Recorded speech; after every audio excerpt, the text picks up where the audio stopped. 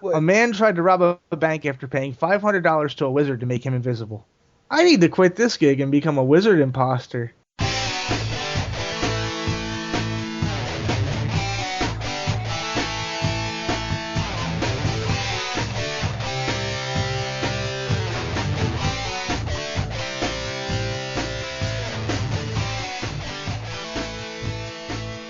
Hello, everybody, and welcome to the Hey Poor podcast. This is your host, Frank DePercio, and I'm here with Trevor, Bossa Nova! Burt, Hello there, Internet. and we have a special guest tonight, Troy from Soma Games. Yeah, Soma Games.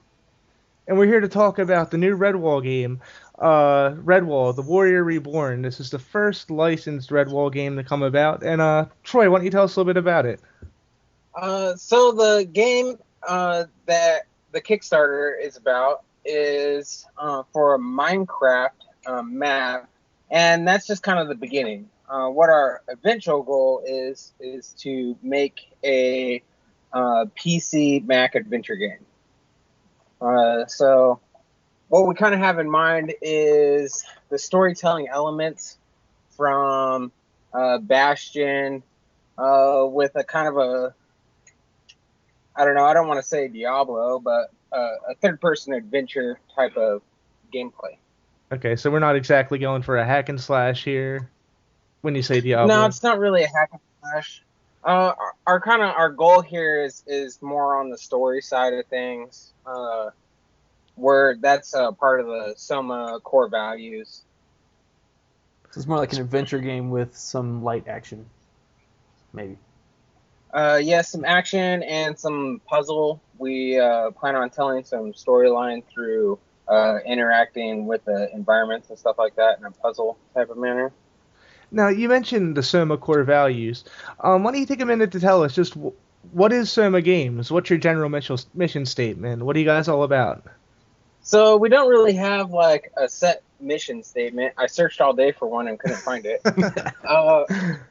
But what I did find out along my adventure today on trying to answer that question is that we're a group of great guys who hold similar values, and we strive to create video games that are beneficial and add spirit to the video game side of things.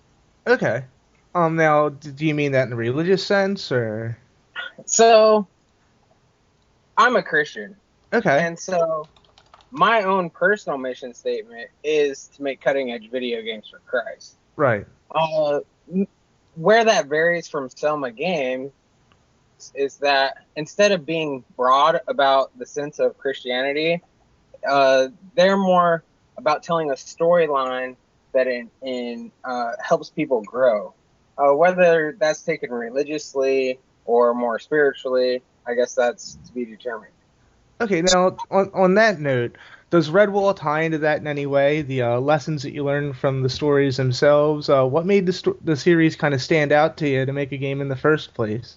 And it does, because honestly, the Redwall books offer an amazing storyline. And so because of the richness of the storyline of the Redwall games themselves, about having good values and about there's just so many opportunities there to just even if you just stick with the original books and the stories that they tell, you can get some really good stuff out of that. Excellent. Now, do you plan on, I know the game's very early in development at this point. You guys just now started going about with, what is it, Abbeycraft. You just met your goal for that. So I know that you probably didn't have all the fine details fleshed out, but have you considered, I guess, kind of a morality scalability in the games? Are you going to actually be able to kind of shape that? In the development process, even today we had like a talk about what it would look like, or like what a scope document would look like for this, and that topic didn't come up. So I don't think that it's going to be like an Oblivion or Skyrim, where if you do so much of this, then that happens, or Right. it's going to be more based on the storyline, and the storyline having like key events that have meaning. Right. Now, what are your main priorities with Redwall? What kind of experience are you trying to bring to the players? So specifically what we're trying to bring to the players is an experience that when they see it will bring light to Brian Jakes and the Redwall books. We don't want to take away from any of that. We think what already exists is really amazing. So it's not to try and outdo it, but to try and match it. So we're shooting for quality over quantity. If we have to make a small game that just really rocks and has lots of cool art and stuff, but might only have small amount of areas in comparison to the whole Redwall universe, then that would be better for us than to just create a cheap game. Right, that's understandable. Now, on that same note, is this going to be an original adventure in the Redwall series? Is this going to be tied to any of the actual books? So, we're still early in the development, and so I can't say for sure one way or the other because things might change, and so I don't want to, say something and then have it change and then look like a liar. So I can't answer that at the time. That's fair. All right, now Abbeycraft, you guys cleared your goal in what was it? A little over a week. You're sitting at $12,000 in funding, almost $13,000. Your original goal was $11,000. Happened pretty quick. Tell us a little bit about Abbeycraft. What's the scoop? So I've been working on building an abbey in Minecraft, and it's friggin' huge. Like 1 story high is like, I don't know, like 20 blocks almost. So, and the abbey itself is 2 stories, and then in one part there's like a basement type area, and it sits on top of a castle that used to be there, like a castle ruins. Right. So, I've probably put in pretty close to, I don't know, 50 or 60 hours on it, and it's not even halfway done yet. Oh my gosh. Wow. That's incredible. And that doesn't include the work that the other guys did too. And that's just the building part, and then we have a bunch of ideas about what to do with like adding with the redstone and how you can create you can create all kinds of like puzzles and stuff for people to figure out with the redstone, and adding adventure to that using books and signs and all of that. So well, I noticed that you said you had plans for clues hidden in seeds, I believe. What exactly did you have in mind, like as far as these mysteries or quests go? So some of the stuff that I been working on is like, I don't know if you guys know this or not, but you can shoot an arrow that sticks, and it'll stick into a wooden, if you have a wooden button, and then it'll activate the button. Okay, cool. So you're gonna have And that then for like door puzzles and things like that, or? Yeah, and then so it'll like open up a door, and then like, so I had one where I like shot the thing and it opened up the thing so I could go in there. And then once I get close to the button, it takes the arrow away from me. But then I see that it closes this other part of the door, so I got to figure out how to stick the arrow in to get to the treasure chest to get to the next part of the clue. Nice. So that's one, for instance. I've worked on other stuff too, but I don't want to give it all away. Right. Do you have a target date to actually release Abbeycraft? We do not have a target date, so I can't say either way. Okay. Okay, taking an existing fictional universe and adapting it to a new form can obviously be a huge task. What are some of the biggest challenges the studio faces in putting out the game? Probably the biggest one here is communication, because if our communication breaks down, there's no way we can do this, because we all have to be on the same page. And what that kind of looks like is the layout. So in the Redwall books, the layout of the Abbey kind of changes, and it's not steady. Right. So we've been working with the original artist on that so that we can have like a foundation of what he expects out of it, Sean Rubin. And so communicating with him and communicating with the team so that we're all on the same plan is important. And like I even had to learn like what a flying buttress was and like a pyre, and like I have to learn about all these cathedral terms because I've never studied any of that. So it's kind of like learning a whole nother language. The other part of that is trying to match everybody's imagination, and everybody has like these awesome ideas in their heads about like when they read the books how the universe looked to them. And so the hardest part is trying to at least make parts of it look so familiar to people that they'll relate to it. That has to be a pretty big task considering, the source material. That's incredible.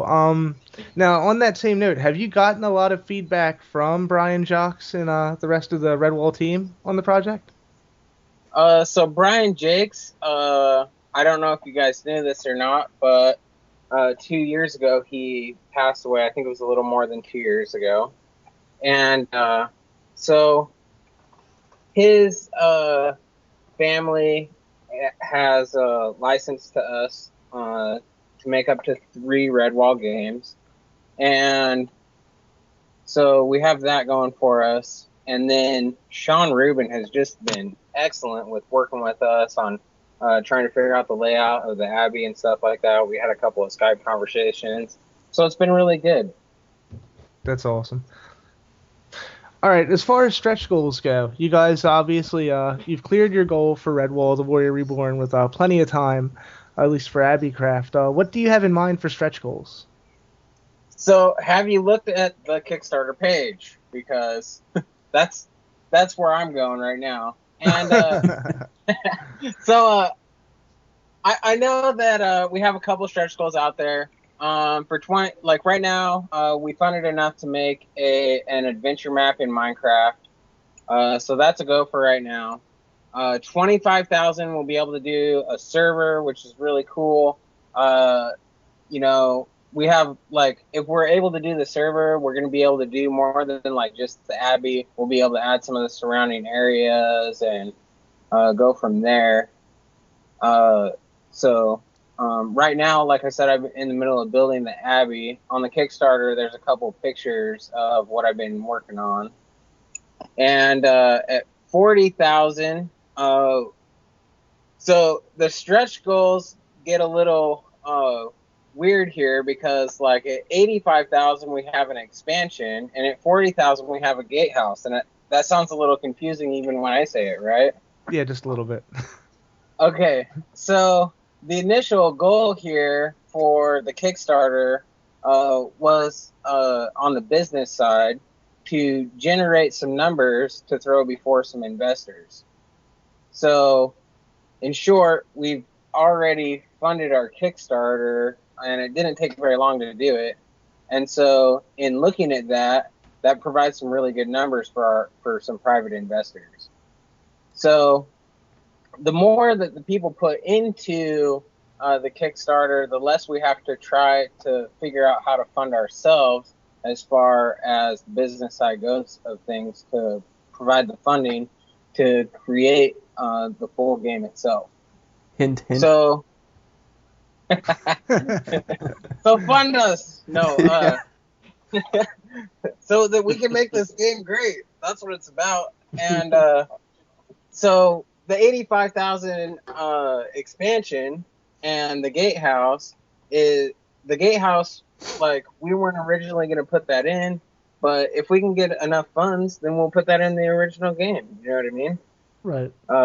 And that's the PC adventure game for PC Mac version of the adventure game. So the goal here is to do that, and so we're headed to do that, and we're going to do that, and but the more we can get out of the Kickstarter, the easier it is for us to do that.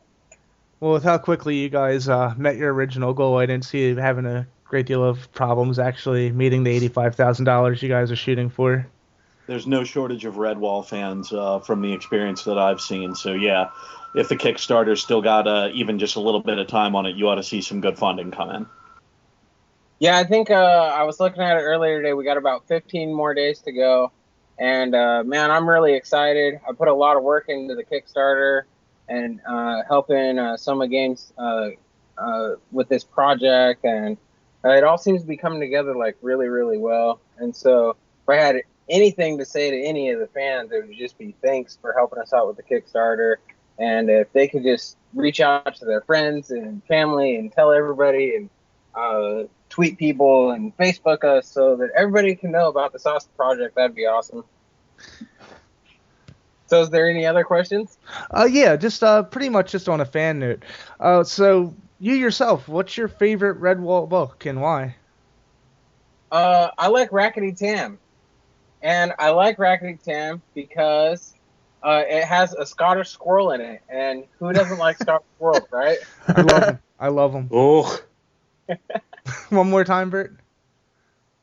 Oh. Very nice. Yes. Okay, and really lastly, we keep in touch with the people at Mechanus Games a lot, and like I had said earlier before the podcast, you've done some really incredible looking stuff with Unity 3D. What would you, as a developer, say are the advantage to using Unity 3D as a platform for developing your game? I would say probably the biggest advantage is its usability and being able to switch in between from one platform to the next. You could make a build for your computer. You could change just a couple of things and make a build for your phone and your iPhone and your Android. So it makes it easy for you to create different versions of games for the different platforms so you can get your games out there. Awesome. Well, Troy, I want to thank you very much for coming on tonight and telling us all about Redwall, the Warrior Reborn. We look forward to seeing how your stretch goals go and seeing you guys smash that $85,000 quota to oblivion, because we're dying to check your game out. Any last things you want to share? You want to tell us where we can find your Kickstarter and learn more about the game?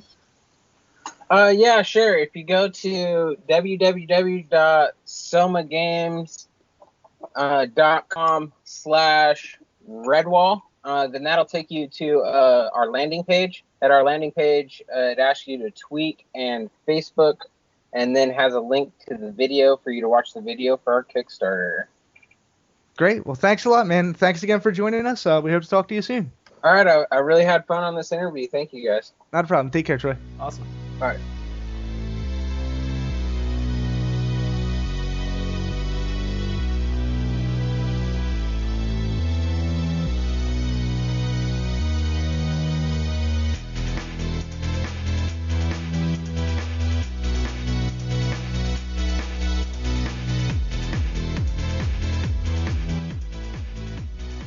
And on other notes, with animals adventuring in a kind of fantasy-esque setting, this kind of ties into a recent purchase that I had made that I'll probably be bringing up and Unplugged at some point over the next couple of weeks. And that would be a game I had learned, again, from the nice people over at 2GMs1mic.com. They have a mad-on for a game called Shard. And it's supposed to be a kind of mythic, a mythic Indian, Hindu-flavored kind of kung fu magic game. Now, I just threw a lot of adjectives in there, but that's something that might be worth checking out at some point as well.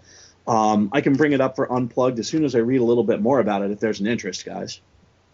That sounds awesome. Do I get to have 6 arms with 6 swords?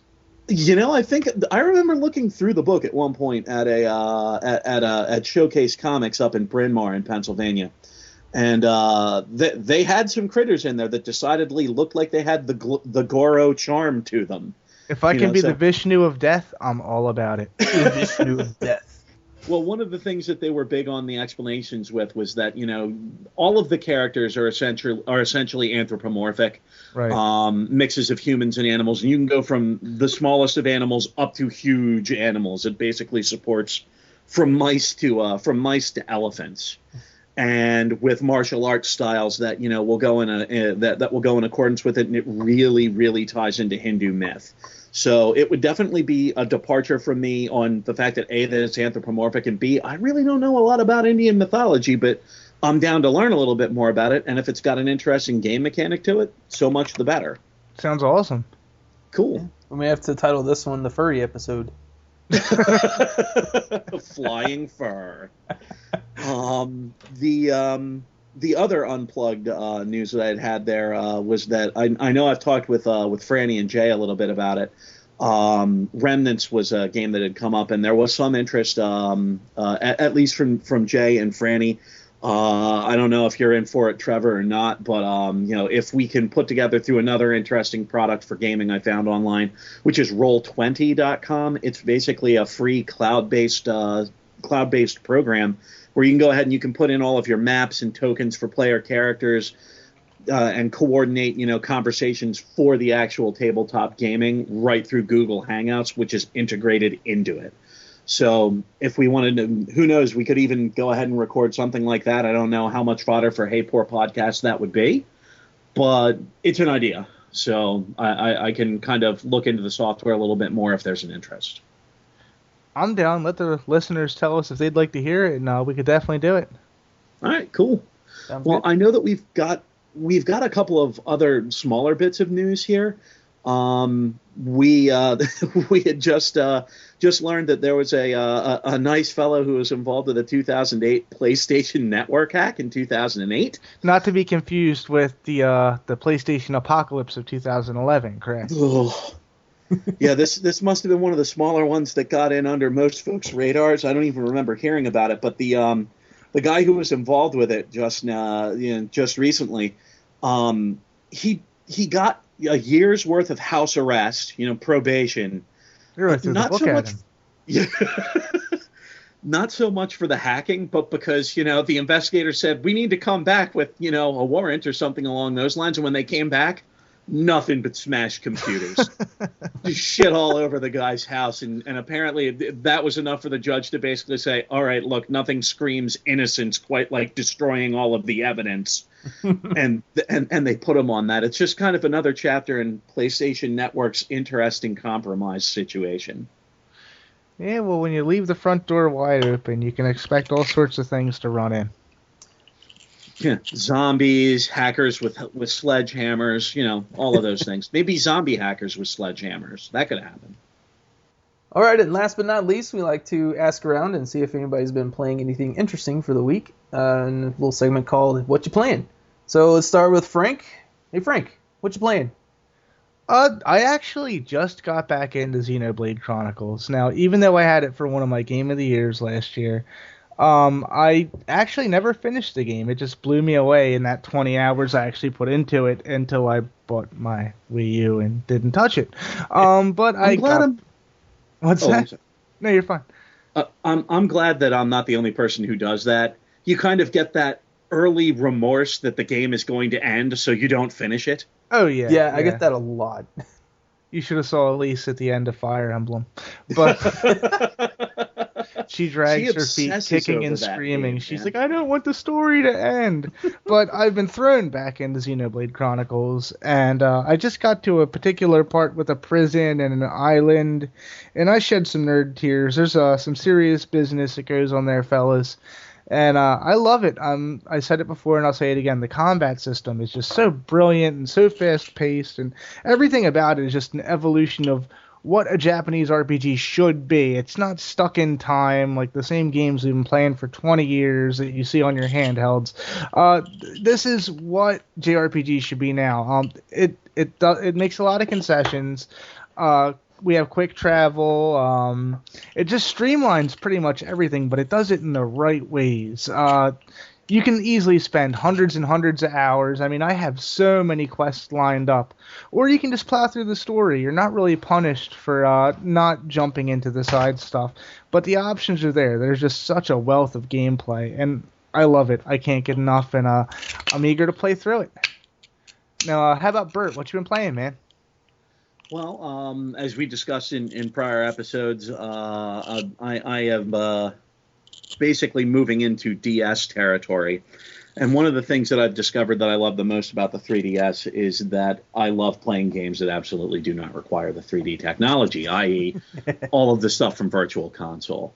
I am already infuriated with Kid Icarus, the original one. Have you gotten Carpal Tunnel yet? Pardon?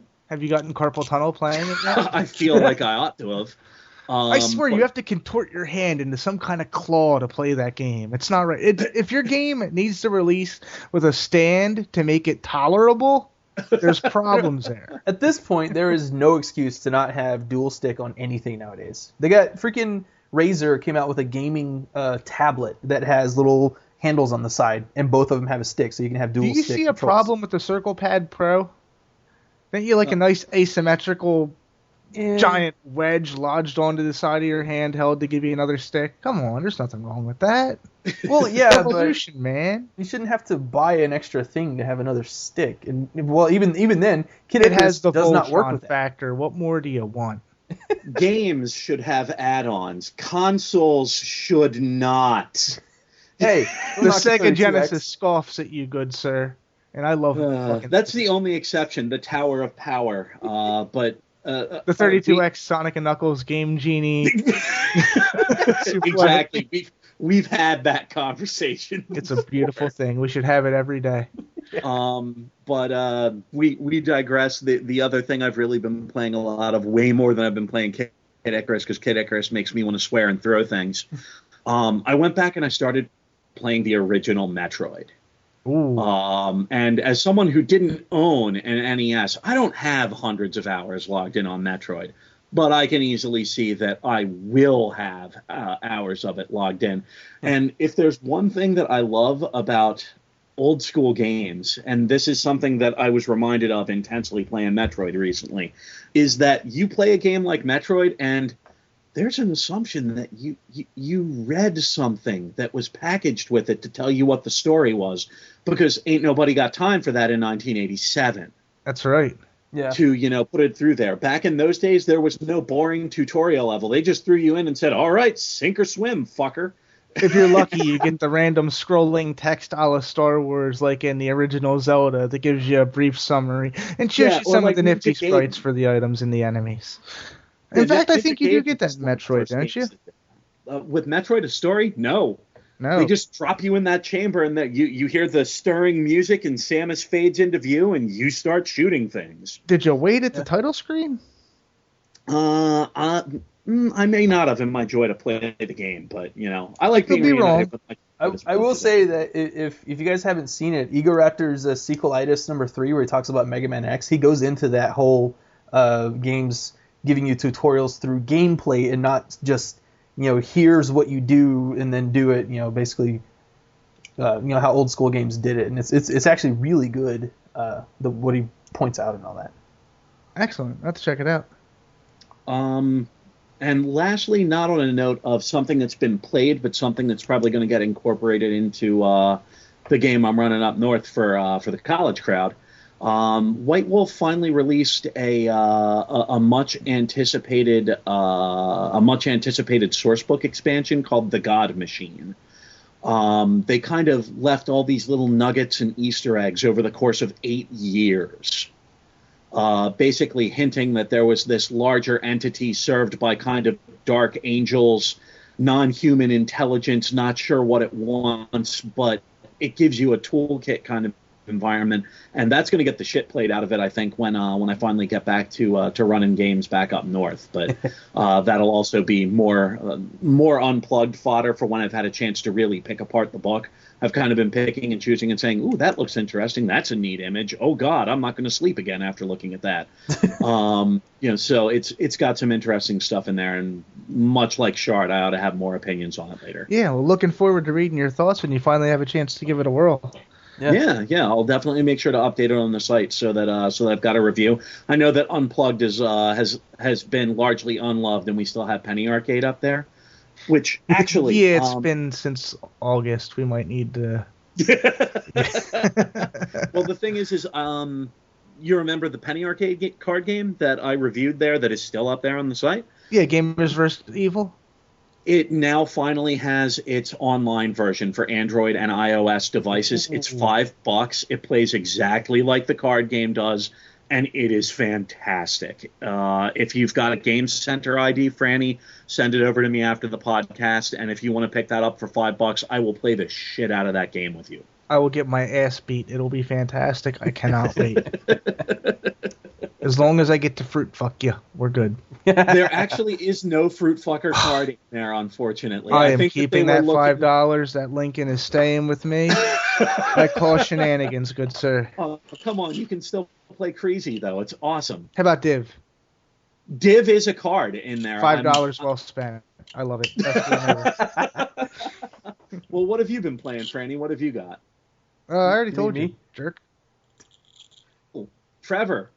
Okay, yeah. Go ahead and cut the idiot part out from me there. I'll thank you later.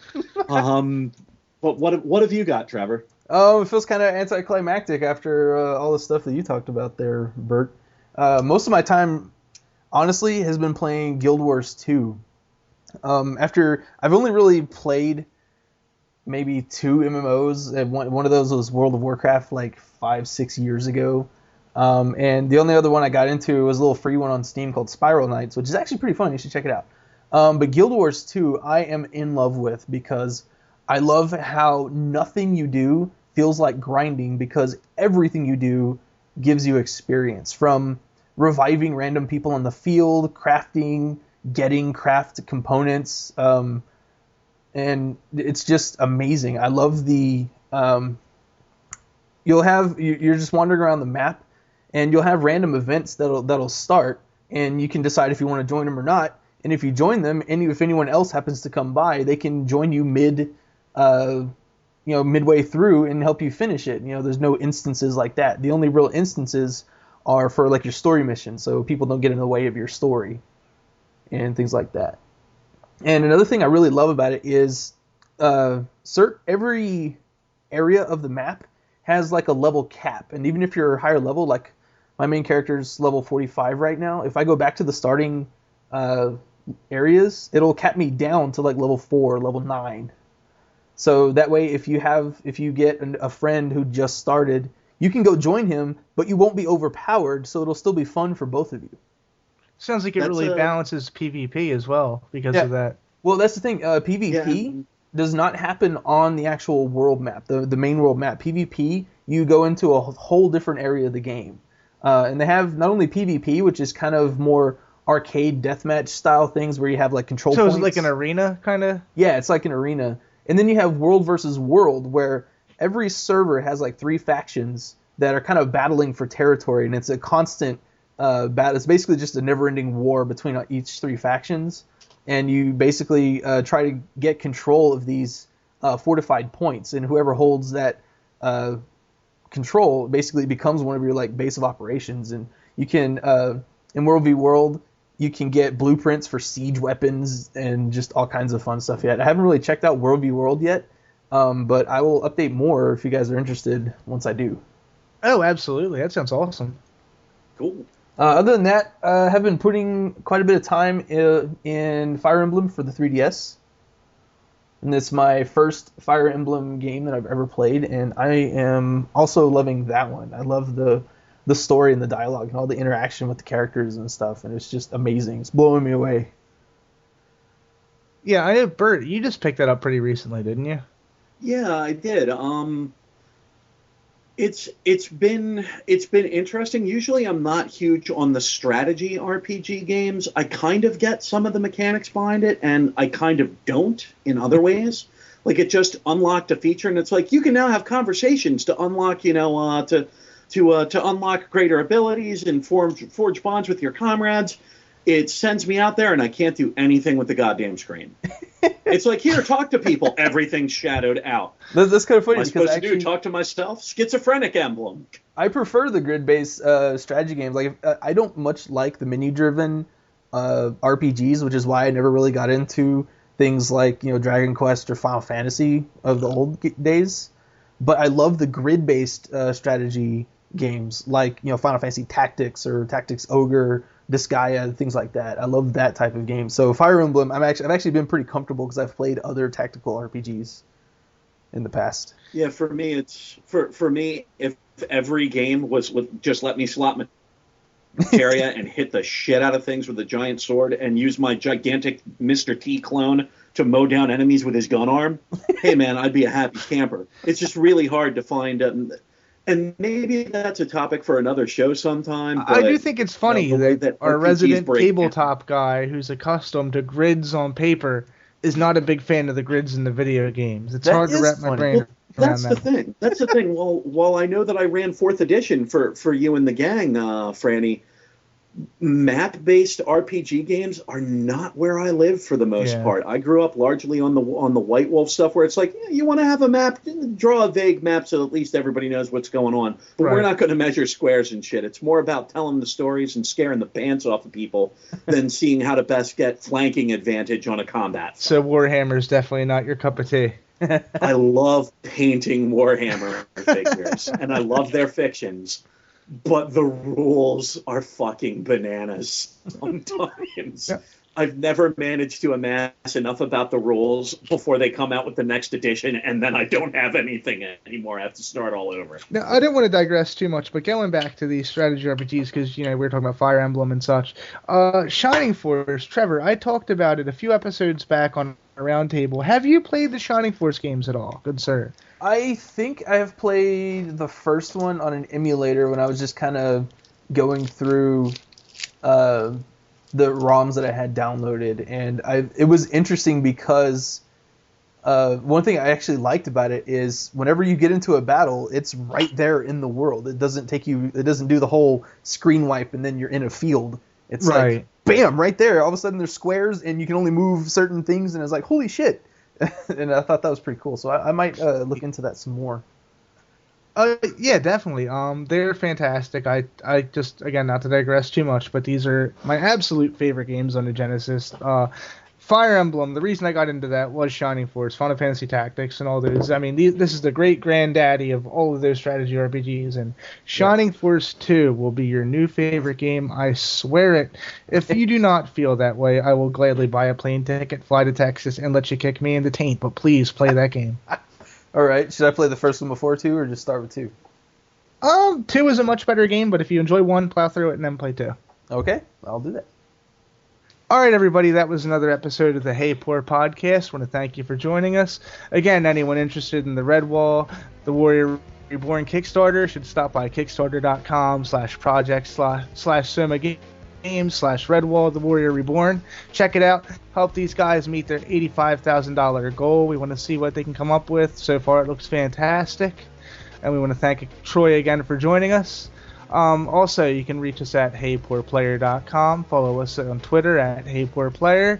And thanks again for listening, guys, and we'll see you next week.